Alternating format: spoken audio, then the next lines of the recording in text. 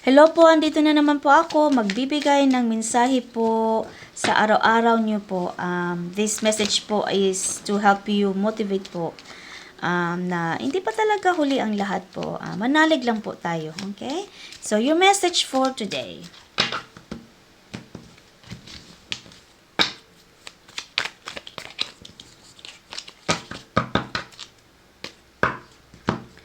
Okay.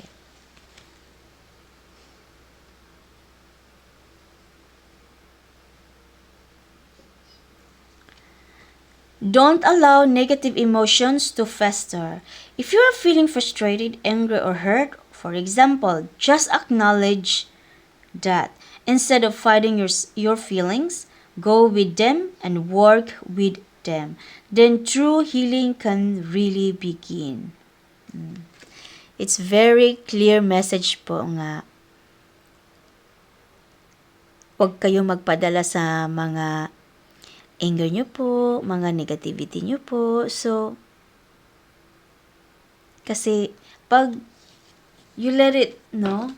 Parang mawawala na kayo sa sarili nyo, tapos wala na kayong gana to go through with your day na. So, parang you feeling like giving up na po. So, don't let it get to you po.